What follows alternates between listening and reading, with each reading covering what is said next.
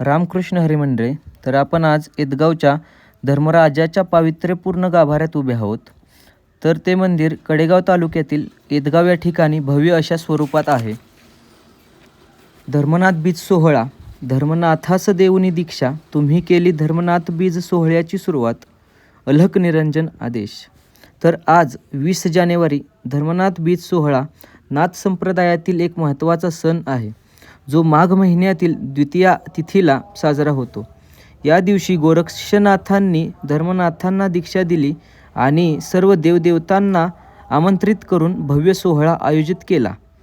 म्हणून या दिवशी व्रतपूजा आणि अन्नदान करून सोहळा साजरा केला जातो. त्यामुळे सुख समृद्धी येते अशी या उत्सवाची परंपरा आहे. गोरक्षनाथांनी किमयागिरी या ग्रंथात या उत्सवाचे वर्णन केले आहे आणि तो दरवर्षी साजरा करण्याची आज्ञा दिली आहे, ज्यामुळे घरात सुख समृद्धी येते असे मानले जाते.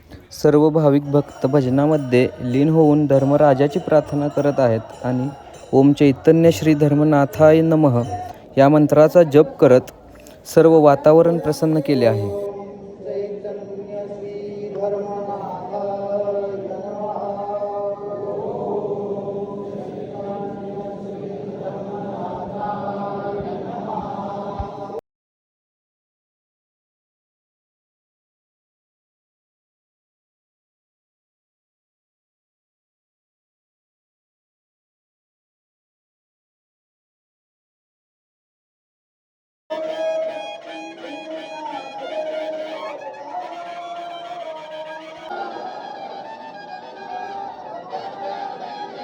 अशा प्रकारे धर्मराज बीज उत्सव सोहळा संपन्न झाला.